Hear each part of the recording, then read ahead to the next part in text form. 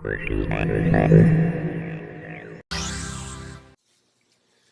everybody, it's Rod with the PhotoFair coming back at you with another video.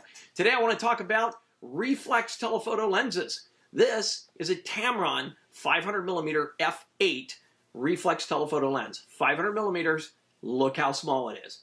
Half of this thing is hood. This weighs nothing. It barely weighs more than a 50mm, f1.4. It's amazing how small and compact this is, and it's a 500mm lens. The Tamron lens, of course, uses the Adaptol system. Means you can get mounts for just about any camera ever made. It was originally designed for single lens reflex cameras, and of course you can adapt this to just about any digital mirrorless camera. 500 f8, 1 f-stop, that's all you get. You get f8. Your choice is f8, f8, or if you really need a lot of extra light, you can use f8. So that's how these were designed. They're kind of like little telescopes. And in fact, Tamron and Nikon and a couple other makers made little adapters for their reflex lenses that allowed you to turn it into a little spotting scope. So it's kind of cool. I have that little Tamron adapter. The Tamron, this was an SP lens. It was one of their super performance lenses, or whatever SP stood for. It was their pro line of lenses. Nikon made these, Canon made them, and Ultra Pentax Olympus. Just about everybody had a reflex lens in the 70s and 80s because it was a great way to get a super telephoto lens in a very small package. Now, there was a caveat with that beyond having the fixed f8 aperture. And the caveat was a couple of things. One that a lot of people may know about is out of focus highlights, the bokeh balls, if you will, look like donuts with this. And it can get a little busy. It can also be kind of a cool effect. And some of the photos I have that I've taken with this lens, you'll see those donuts. They can be really cool and really add to a photo, but they can be a horrific distraction as well. So keep that in mind. And the reason they're like donuts is because there's a central obstruction in the center of this lens. And the reason for that is how do you get a 500mm lens that's only 80 or 90 millimeters long? Well, you do that by you bring in the light through the outside, and then it focuses that light with a convex mirror onto a smaller mirror, and then sort of bounces the light back and forth inside the barrel.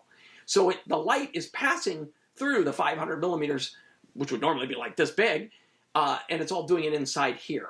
That's part of the reason why the lens can't really be super fast. It would be enormous if they tried to make it an f4 or something. Okay, so that's kind of the reason they're able to get away with that. It doesn't even affect any parts of the picture that are sharp and in focus, but the out of focus highlights show that obstruction, and it looks like little donuts. Okay, again, sometimes it's a cool effect, sometimes it's a distraction. The other problem is that these lenses, more so than a traditional bulky, heavy 500mm lens, are much more subject to camera shake, even if you have IBIS. And the reason is there's no mass here to absorb your movements, and all of your movements are magnified like 10 times over using a 50mm lens. So the old rule on a full frame camera was that if you had a 500mm lens, you would shoot at a 500th of a second shutter speed and be reasonably assured of a sharp picture without camera shake. And then, of course, if it was a 50mm lens, you could shoot down to about a 50th. And that was always a good general rule of thumb. That's really not the case with this. I would double that. I would go a thousandth of a second on this 500. Keep that in mind. Just old rule of thumb, just go an extra stop, of shutter speed, faster shutter speed than you would typically use. Those are really your primary disadvantages to this. Way offset by the super lightweight, compact design. And these are good, sharp lenses. This lens is real sharp. At one time I had a Canon FD 500 f8, and this lens performed just as well as that did. In my opinion, back in the time, I chose to keep this one because this was smaller and lighter than the Canon, and it focused closer. This lens will focus in closer than 6 feet, like 5.8 feet, with a 500. I mean, that's like right up in your grill. You can do like macro stuff with this practically. 1:3 reproduction ratio on the macro. Now, Nikon made one that focused to like 6.5. Canon's focused to like, I think it was 8 feet. Still really close for 400 or 500. But the Tamron actually focused really close, and it was smaller, it was lighter, and it appeared to be optically just as good as the Canon, so I ended up keeping this one. I've had it for years and years and years and years and years. So if you haven't thought about a reflex lens, why not? You can buy these for $200 to $300 for a Tamron. This was an SP lens, their top end pro caliber lens. You can get the Canons and the Nikons in that same general price range, maybe just a tad more, for a Canon or a Nikon. But Minolta made them, Olympus made them. They're all easily adaptable. You can shoot them easily in aperture priority automatic because there's one f-stop, so your shutter speed just changes. You can shoot them in manual, of course. But I got to tell you, they're great lenses. I'm surprised that there's not more manufacturers making these for modern cameras with modern designs. It really surprises me. Almost every camera maker in the 70s and 80s had a reflex lens. Some companies had multiples. I remember that Minolta had, I think, a 250 or a 300 f5.6 that was super tiny. So these are really cool. Seek these out. You can find them at camera shows like the PhotoFair. We still have some restrictions in a lot of parts of the country, so you may have to go online. Go to camera shops that sell used gear like Seawood Photo in San Rafael, California. You can call up shops like Blue Moon Camera in Portland.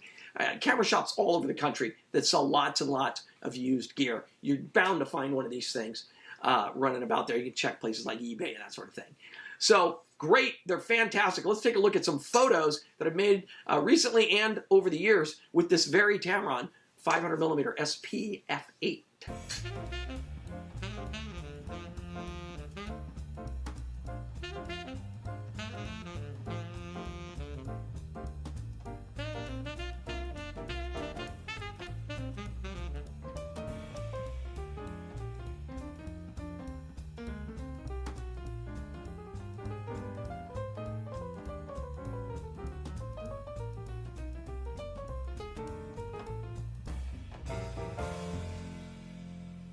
So how cool is that, right? I mean, tiny, tiny, tiny, tiny, weighs nothing. Take into account the pros and cons of the lens, coupled $200-300, why not have one? And let me tell you, these lenses are better today than they ever were in the film days. Even though modern cameras are sharp enough to probably show the limitations of this lens's optical performance, the thing that modern cameras that we have today, we can shoot at 1600 ISO, and it looks as good as 100 ISO film did. I mean, that's how good our camera. My R5 looks fantastic at 1600 ISO. So this lens, f8's no big deal if you're shooting at 1600 ISO or even 800 ISO. So these are better in many ways today than they were back in the film days. Anyway, I want to give you guys an update. PhotoFair. We're planning on it last weekend of June to have a special show at Seawood Photo, sort of a sidewalk and parking lot photo fair. And then, of course, Seawood Photo is going to have all kinds of deals on stuff inside their store as well. That will be the photo fair. We were going to do that last June. It was going to be the inaugural event. That had to get canceled due to COVID. And we're hoping to be able to do that at the last weekend of June this year. And I am still planning on having the Portland show in Portland mid-September. Go to photofair.com, check out the calendar. I'll also, within the next month or two, probably start working on the 2022 calendar. Hopefully by 2022, we can go back to having photo fairs. I really hope so. Not just for Photo Fair, but for all the camera shows that happen all over the country. Lots of great shows. A lot of people are really they love to go to these shows and they haven't been able to do it. So let's just pray that everyone's getting better, that COVID vaccines are getting trenched out here, and we can kind of put an end to this thing, hopefully. Stay well, stay safe, and I look forward to seeing you right here on YouTube for the next Photo Fair video or at the next Photo Fair camera show. Thank you.